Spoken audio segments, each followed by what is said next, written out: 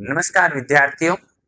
पिछली क्लास में हमने पढ़ा था विद्युत रासायनिक सेल और आज की क्लास में हम पढ़ेंगे विद्युत अपघटनी सेल।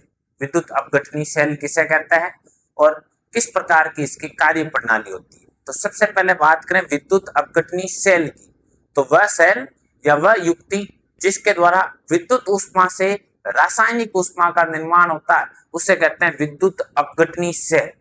इसमें क्या होता है, किसी विद्युत अपघटनी विलयन में विद्युत धारा प्रवाहित करेंगे तो विद्युत धारा प्रवाहित करने पर रासायनिक पदार्थ निक्षेपित होगा, मीन्स रासायनिक ऊष्मा का निर्माण होगा। इस कारण इसे कहा जाता है विद्युत अपघटनी सेल। तो परिभाषा के तौर तो हम क्या कह सकते हैं कि वह सेल जिसके द्वारा विद्युत ऊष्मा से रासायनिक ऊष्मा का निर्माण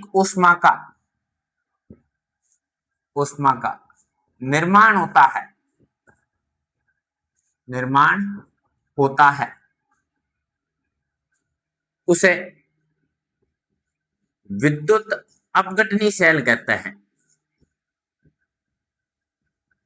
उसे विद्युत अपघटनी सेल कहते हैं।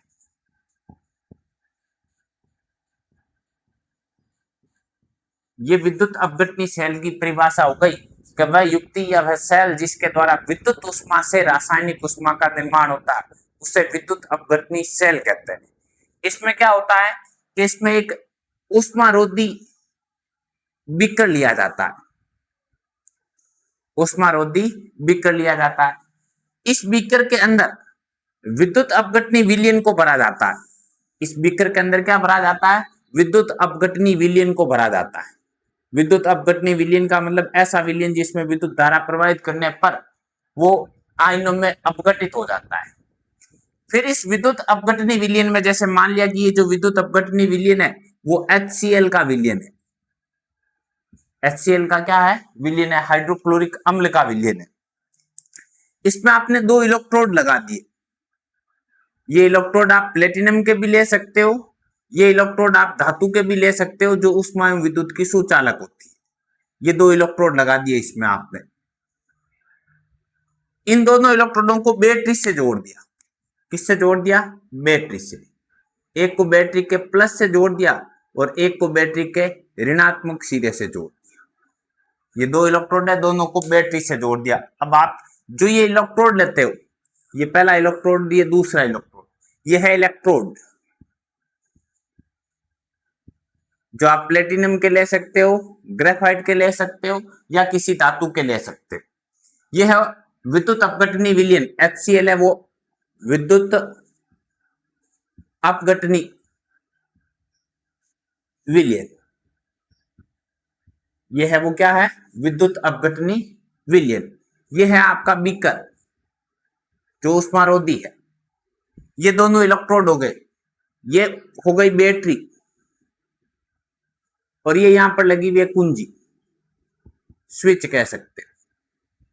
अब जब इस विलयन में HCl में आप बैटरी के द्वारा विद्युत धारा प्रवाहित करोगे तो ये हमने लिया विद्युत अपघटनी विलयन, हाइड्रोक्लोरिक अम्ल। इसके अंदर प्रवाहित किया आपने विद्युत धारा। जब विद्युत धारा प्रवाहित करोगे तो इससे 2 इलेक्ट्रोड बन जाएंगे, 2 आयन बन जाएंगे, सॉरी। एक तो बन जाएगा धनाई मीन्स H+ और एक बन जाएगा ऋणाई मीन्स Cl-। हमने इसके मोल की संख्या ले ली 2, तो H+ आयनों की संख्या भी हो जाएगी 2 और Cl- की संख्या भी हो जाएगी 2। मीन्स इसके अंदर 2 आयन बनेंगे। कौन कौन से आयन बनेंगे? एक तो बनेगा H+ और एक कौन सा बनेगा? Cl- बनेगा। एक को बैटरी के प्लस से जोड़ा गया, एक को बैटरी के माइनस से जोड़ा गया। हम जानते हैं कि विपरीत आवेशित आयनों के मध्य क्या होता है? आकर्षण। तो ये माइनस तो जाएगा प्लस पर और ये प्लस वाला जाएगा किस पर? माइनस पर जाएगा। जिस इलेक्ट्रोड को बैटरी के प्लस से जोड़ा जाता है उस इलेक्ट्रोड को पढ़ा जाता है एनोड और जिस इलेक्ट्रोड को बैटरी के माइनस से जोड़ा जाता है उसको पढ़ा जाता है कैथोड। तो 2 इलेक्ट्रोड होंगे, एक इलेक्ट्रोड तो कौन सा होगा? एनोड। तो हम लिख देंगे एनोड पर और हम जानते हैं एनोड पर कौन सी अभिक्रिया होती है, ऑक्सीकरण अभिक्रिया होती है। एनोड मींस प्लस, प्लस पर कौन सा आयन जा रहा है, माइनस। Cl के आयनों की संख्या कितनी है, 2।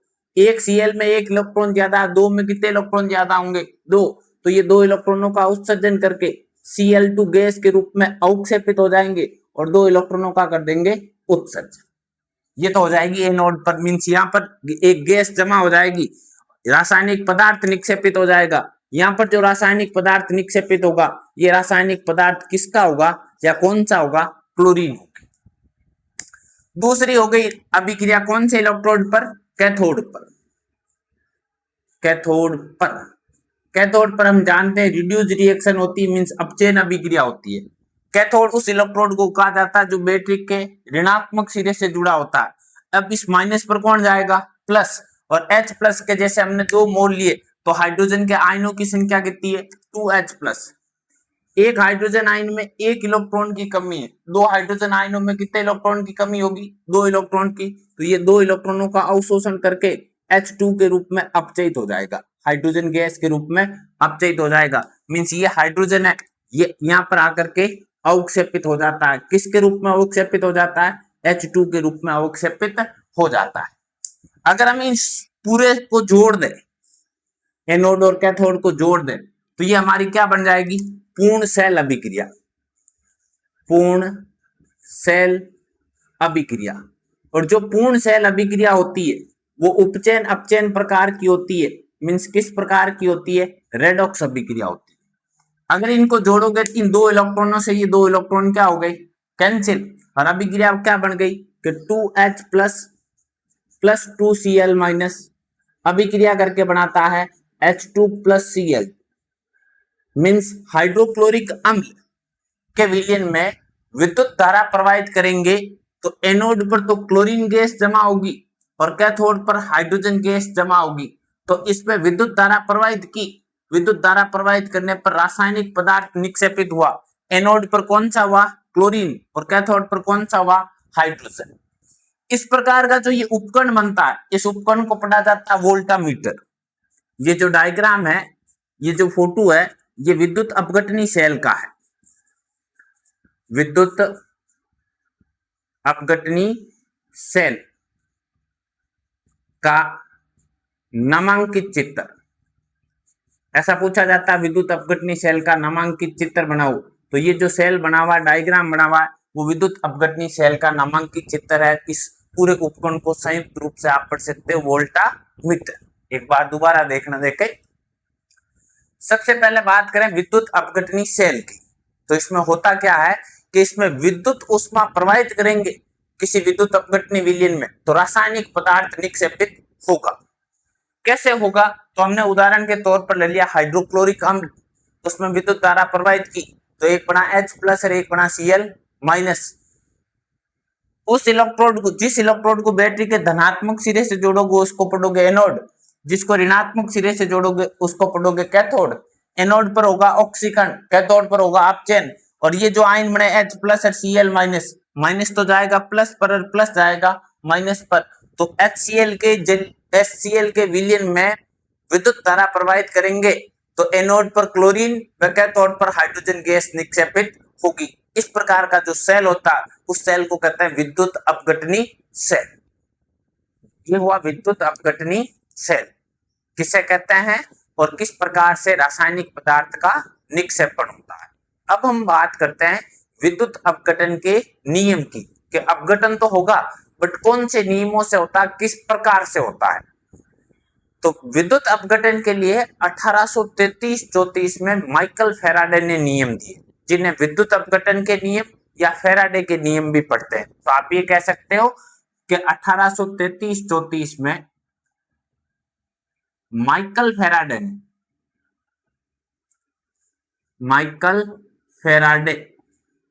ने विद्युत अपघटन के नियम दिए। 1833-34 में माइकल फैराडे ने दिए, मींस विद्युत अपघटन के नियम दिए। 2 नियम दिए थे, जिसको पहले पढ़ा जाता है फैराडे का प्रथम नियम और दूसरे को पढ़ा जाता है फैराडे का द्वितीय नियम। तो हम पढ़ते हैं फैराडे का प्रथम नियम। नंबर 1, फैराडे का प्रथम नियम, विद्युत अपघटन का प्रथम नियम। और उसके बाद नंबर 2 पर पढ़ेंगे फैराडे का द्वितीय नियम, विद्युत अपघटन का द्वितीय नियम। द्वितीय नियम माइकल फैराडे ने विद्युत अपघटन के लिए 1833-34 में 2 नियम दिए, जिसे फैराडे का प्रथम नियम व द्वितीय नियम कहते हैं। पहले बात करते हैं फैराडे के प्रथम नियम की। पहला नियम क्या कहता है? तो पहला नियम यह कहता है, जैसे माना कि यह है विद्युत अपघटनी सेल, जिसमें हम जानते हैं एक उष्मारोधी बीकर होता है, उस बीकर के अंदर भरा होता है विद्युत अपघटनी विलयन। इस विद्युत अपघटनी विलयन में 2 उष्मा एवं विद्युत के सुचालक इलेक्ट्रोड लगे होते हैं, या तो वो ले सकते हो प्लेटिनम के, या फिर ले सकते हो ग्रेफाइट के, या किसी और धातु के ले सकते हो। ये 2 इलेक्ट्रोड है। एक इलेक्ट्रोड को जोड़ दिया जाता है बैटरी के प्लस से, और एक इलेक्ट्रोड को जोड़ दिया जाता है बैटरी के माइनस से। जिसको बैटरी के प्लस से जोड़ोगे उसको क्या पढ़ोगे? एनोड। जिसको माइनस से जोड़ोगे उसको क्या पढ़ोगे? कैथोड। ये एक एनोड हो गया और एक कैथोड हो गया। और इसके अंदर आपने पढ़ लिया विद्युत अपघटनी विलयन, विद्युत अपघटनी विलयन, विद्युत अपघटनी विलयन भरा हुआ। और ये दोनों है वो है इलेक्ट्रोड, ये दोनों क्या है? इलेक्ट्रोड। और जिनको इससे जोड़ा गया वो क्या है? बैटरी। तो माइकल फैराडे कहता है कि मान लिया बैटरी से क्यू आवेश की विद्युत धारा प्रवाहित होती है। कितने आवेश की विद्युत धारा प्रवाहित होती है? क्यू आवेश की विद्युत धारा प्रवाहित होती है। तब इस इलेक्ट्रोड पर और इस इलेक्ट्रोड पर जो रासायनिक पदार्थ निक्षेपित होता है, एम पदार्थ का निक्षेपण होता है।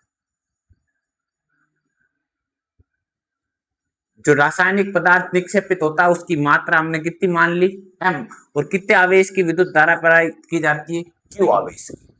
फैराडे का प्रथम नियम कहता है कि यदि किसी विद्युत अपघटनी सेल में क्यू आवेश की विद्युत धारा प्रवाहित करेंगे, या जिस आवेश की विद्युत धारा प्रवाहित करेंगे वो निक्षेपित पदार्थ के समानुपाती होता है। तो हम इसको ऐसे पढ़ सकते हैं, फैराडे के प्रथम नियम या विद्युत अपघटन के प्रथम नियम के अनुसार इलेक्ट्रोडों पर निक्षेपित होने वाले पदार्थ की मात्रा उसमें प्रवाहित आवेश के समानुपाती होती है। किस प्रकार से हम इसको परिभाषित कर सकते हैं कि इस नियम के अनुसार, इस नियम के अनुसार इलेक्ट्रोडों पर निक्षेपित पदार्थ की मात्रा जिसको हमने m माना तो स्मॉल m के द्वारा प्रदर्शित कर दिया। इलेक्ट्रोडों पर निक्षेपित पदार्थ की मात्रा उसमें प्रवाहित आवेश के समानुपाती होती है।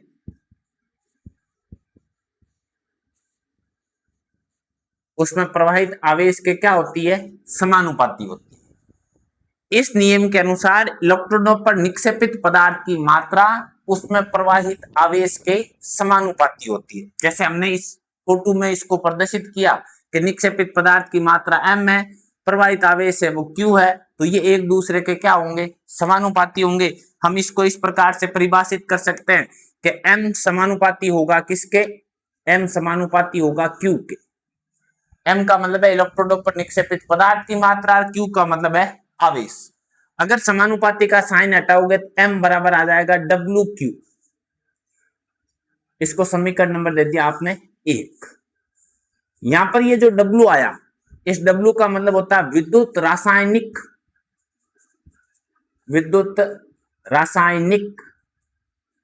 स्थिरांक या विद्युत रासायनिक तुल्यांक भी पढ़ सकते हैं।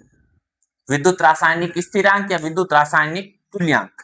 यहां पर है Q का मतलब है आवेश, और हम जानते हैं Q बराबर क्या होता है? IT। Q का मतलब आवेश है, Q बराबर क्या होता है? IT। अगर ये मान इस पे रखोगे तो ये समीकरण क्या बन जाएगा? बन जाएगा M बराबर WIT। और इसको समीकरण नंबर 1 के बाद में कितना दे दिया? 2 दे दिया। यहाँ M का मतलब क्या है? इलेक्ट्रोडों पर निक्षेपित पदार्थ की मात्रा, I का मतलब किससे है, विद्युत धारा से, T का मतलब किससे है, समय से, और W का मतलब किससे है, विद्युत रासायनिक स्थिरांक या विद्युत रासायनिक तुल्यांक से। अब हम बात करते हैं विद्युत रासायनिक तुल्यांक की। विद्युत रासायनिक तुल्यांक किसे कहते हैं? तो विद्युत रासायनिक तुल्यांक के लिए हम इसको इस प्रकार से पढ़ सकते हैं कि इस समीकरण में I का मान है 1 एम्पीयर, T का मान है 1 सेकेंड, मींस 1 एम्पीयर की विद्युत धारा 1 सेकेंड तक प्रवाहित की जाती है। इन दोनों का मान इकाई है, तो हम इसको ऐसे क्या पढ़ सकते हैं कि अगर इन दोनों का मान इकाई है तो हम इसको पढ़ सकते हैं M बराबर W। क्या पढ़ सकते हैं, M बराबर W। परिभाषा क्या बन जाएगी, 1 एम्पीयर की विद्युत धारा 1 सेकंड तक प्रवाहित की जाती है, तो इलेक्ट्रोडों पर निक्षेपित पदार्थ की मात्रा को ही विद्युत रासायनिक स्थिरांक या विद्युत रासायनिक तुल्यांक कहते हैं। ये W की हो गई परिभाषा या विद्युत रासायनिक स्थिरांक की हो गई परिभाषा। अगली बात करें हम विद्युत रासायनिक स्थिरांक की, W की इकाई, विद्युत रासायनिक स्थिरांक की इकाई क्या होगी, तो ये I और T उस तरफ चला जाएगा, भाग में हो जाएगा, ऊपर है पदार्थ की मात्रा, मींस पदार्थ की मात्रा की इकाई क्या होती है, ग्राम। I की धारा, I मींस विद्युत धारा की इकाई क्या होती है, एम्पियर, और T समय की इकाई क्या होती है, सेकंड। तो इकाई क्या हो जाएगी, ग्राम प्रति एम्पियर इंटू सेकंड। ये विद्युत रासायनिक स्थिरांक की या विद्युत रासायनिक तुल्यांक की क्या हो जाएगी, इकाई या मात्रक हो जाएगा। एक बार वापस देखना, फेराडे का प्रथम नियम क्या कहता है, फेराडे का प्रथम नियम कहता है कि अगर हम परिभाषित करने से पहले इसको समझे तो यह है विद्युत अपघटनी सेल। इसमें मान लिया Q आवेश की विद्युत धारा प्रवाहित होती है और इलेक्ट्रोडों पर निक्षेपित पदार्थ की मात्रा होती है मान लिया M। तो ये एक दूसरे के क्या होती है, समानुपाती है। निक्षेपित पदार्थ की मात्रा उसमें प्रवाहित आवेश के क्या होती है, समानुपाती। अगर हम परिभाषित करें तो ये कह सकते हैं फेराडे का प्रथम नियम लिखो, सरल सा सीधा प्रश्न आता है। तो इस नियम के अनुसार या फेराडे के प्रथम नियम के अनुसार इलेक्ट्रोडों पर निक्षेपित पदार्थ की मात्रा उसमें प्रवाहित आवेश के क्या होती है, समानुपाती, अर्थात M समानुपाती Q और M बराबर W। Q और W का मतलब है विद्युत रासायनिक तुल्यांक या विद्युत रासायनिक स्थिरांक। Q बराबर होता है IT, तो M बराबर हो जाएगा WIT। अगर यहाँ पर हम परिभाषित करें W को, मींस विद्युत रासायनिक तुल्यांक को, तो विद्युत रासायनिक तुल्यांक को कैसे परिभाषित कर देंगे कि I का मान लिया आपने 1 एम्पीयर, T का मान लिया आपने 1 सेकंड, तो M बराबर किसके हो गया, W के। क्या बन गई परिभाषा कि 1 एम्पीयर की विद्युत धारा 1 सेकंड तक प्रवाहित की जाती है, तो इलेक्ट्रोडों पर निक्षेपित पदार्थ की मात्रा को ही विद्युत रासायनिक तुल्यांक कहते हैं। अगर इसकी इकाई की बात करें, मात्रक की बात करें, तो इसका मात्रक होगा ग्राम प्रति एम्पीयर इंटू सेकंड। ये हुआ फेराडे का प्रथम नियम। अब हम बात करते हैं फेराडे के द्वितीय नियम। फेराडे का द्वितीय नियम, पहला हुआ प्रथम नियम, अब बात करते हैं द्वितीय नियम। द्वितीय नियम क्या कहता है कि कोई विद्युत अपघटनी सेल है, दो या दो से अधिक विद्युत अपघटनी सेल है और उनको श्रेणी क्रम में संयोजित किया गया है। कौन से क्रम में संयोजित किया गया है, श्रेणी क्रम में संयोजित किया गया, और समान आवेश की विद्युत धारा समान समय तक प्रवाहित की जाती है। तो ये नियम कहता है या फेराडे कहता है कि उनके इलेक्ट्रोडों पर निक्षेपित पदार्थ की मात्रा उनके तुल्यांकी भार के समानुपाती होती है।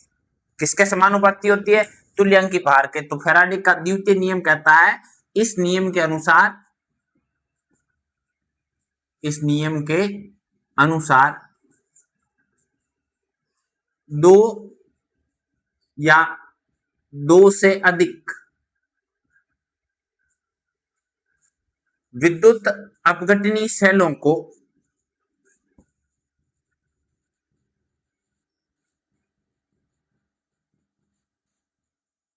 श्रेणी क्रम में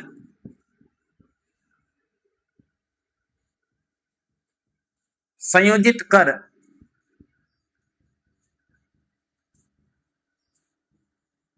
समान आवेश की विद्युत धारा, समान आवेश की विद्युत धारा समान समय तक प्रवाहित की जाती है तो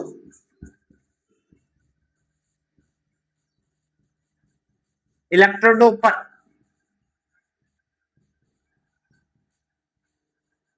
निक्षेपित पदार्थ की मात्रा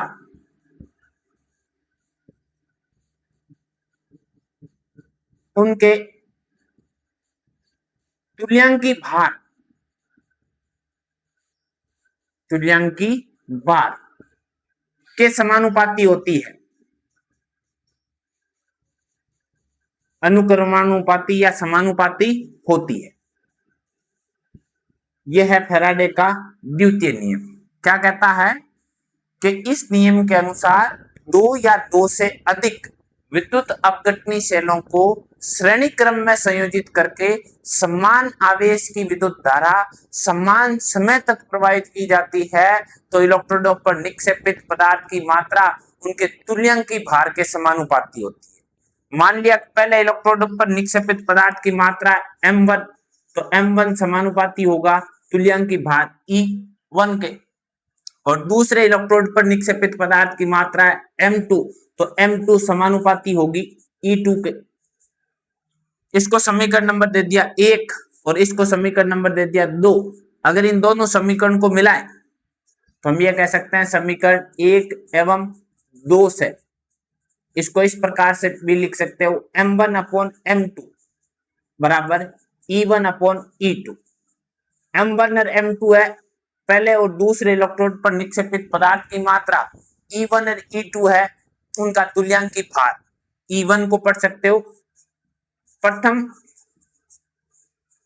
इलेक्ट्रोड का तुल्यांकी भार और E2 का मतलब है द्वितीय इलेक्ट्रोड का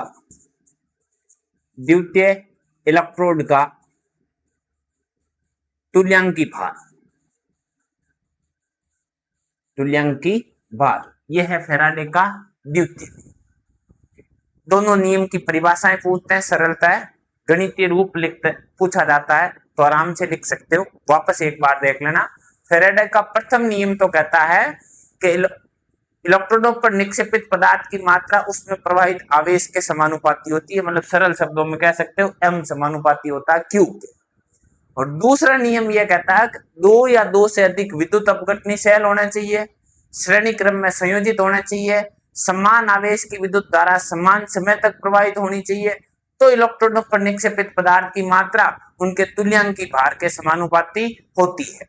और यहाँ पर प्रथम नियम के अनुसार समानुपाती का साइन हटाओगे तो यहाँ आएगा विद्युत रासायनिक स्थिरांक, या इसको पढ़ सकते हो विद्युत रासायनिक तुल्यांक। ये हुआ फैराडे का प्रथम नियम और द्वितीय नियम। ये हुए विद्युत अपघटन के नियम या फैराडे के नियम जो फैराडे ने दिए थे। उस पर 3-4 प्रकार के प्रश्न आते हैं। पहला प्रश्न आता है फैराडे का प्रथम नियम लिखो, या फिर आता है फैराडे का द्वितीय नियम लिखो, या उनका गणितीय रूप पूछ ले केवल, या फिर पूछ ले विद्युत रासायनिक तुल्यांक या विद्युत रासायनिक स्थिरांक किसे कहते हैं, मींस डब्ल्यू को परिभाषित करना पूछ ले, या विद्युत रासायनिक स्थिरांक या तुल्यांक मींस डब्ल्यू की इकाई पूछ ले, या इन पर आ सकता है न्यूमेरिकल सवाल। ये सारे प्रश्न इससे संबंधित पूछे जाते हैं। अब हम बात करते हैं फैराडे के नियम में ही एक फैराडे किसे कहते हैं, व्हाट इज मीन्स ऑफ एक फैराडे। एक फैराडे का मतलब क्या है, 1F किसे कहते हैं, जिसका हमने सरलता मान जानकारी में प्राप्त करने के लिए लिखा था नंद समीकरण के लिए कि न्यूमेरिकल सवाल के लिए इसका मान होता है चिन्ह 500। किस प्रकार से होता है, तो अगर हम इसको परिभाषित करें तो ये कह सकते हैं ये कौन सा सेल है, विद्युत अपघटनी सेल है। इसमें इलेक्ट्रोड विद्युत धारा प्रवाहित करने पर इलेक्ट्रोडों पर क्या निक्षेपित होता है, रासायनिक पदार्थ निक्षेपित होता है। तो उस रासायनिक पदार्थ को कितना निक्षेपित करना, 1 मोल निक्षेपित करना। जैसे हम इसके लिए परिभाषा देने से पहले इसको डायग्राम के द्वारा समझ लें तो ये हमने लिया उष्मारोधी बीकर, उसके अंदर भर दिया विद्युत अपघटनी विलयन, इसके अंदर लगा लिए धातु के या ग्रेफाइट के या प्लेटिनम के 2 इलेक्ट्रोड, ठीक है। एक इलेक्ट्रोड को जोड़ दिया किससे, बैटरी के प्लस से, एक इलेक्ट्रोड को जोड़ दिया किससे, बैटरी के माइनस से। ये आपका हो जाएगा एनोड, ये आपका हो जाएगा क्या, कैथोड। और इसके अंदर लिया क्या, विलयन, विद्युत अपघटनी विलयन लिया। विद्युत धारा प्रवाहित की तो इन दोनों इलेक्ट्रोडों पर क्या होगा, रासायनिक पदार्थ निक्षेपित होगा, यहाँ पर भी निक्षेपित होगा और यहाँ पर भी निक्षेपित होगा। ये जो पदार्थ निक्षेपित होता है, इस पदार्थ की मात्रा मान ली हमने 1 मोल पदार्थ है। कितना निक्षेपित होता है? 1 मोल पदार्थ निक्षेपित होता है। इस 1 मोल पदार्थ हेतु कितने आवेश की विद्युत धारा प्रवाहित करता है, उस आवेश की मात्रा को क्या पढ़ते हैं? 1 फैराडे पढ़ते हैं। वापस देखना, विद्युत अपघटनी सेल है, इसी प्रकार का सेल होता है। इस विद्युत अपघटनी सेल में आपने जब विद्युत धारा प्रवाहित की इलेक्ट्रोडों के माध्यम से विद्युत अपघटनी विलयन में, तो इस इलेक्ट्रोड पर या इस इलेक्ट्रोड पर कितना पदार्थ निक्षेपित होना चाहिए? 1 मोल पदार्थ निक्षेपित होना चाहिए। इस 1 मोल पदार्थ को प्राप्त करने हेतु कितने आवेश की विद्युत धारा चाहिए, कितने आवेश की विद्युत धारा हमें प्रवाहित की, उस आवेश की विद्युत धारा को कहते हैं 1 फैराड। परिभाषा बनती है ये, किसी विद्युत अपघटनी सेल में इलेक्ट्रोड पर 1 मोल पदार्थ निक्षेपित करने हेतु आवश्यक आवेश की मात्रा। आपसे इसकी परिभाषा पूछे, कई बार एग्जाम में पूछी गई है, तो आप ये कह सकते हो किसी विद्युत अपघटनी सेल में, किसी विद्युत अपघटनी सेल में इलेक्ट्रोडों पर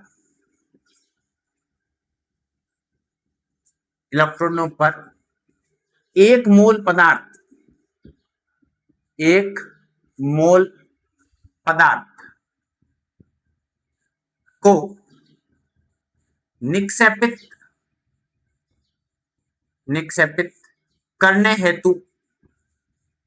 करने हेतु आवश्यक आवेश की मात्रा को 1 फैराडे कहते हैं।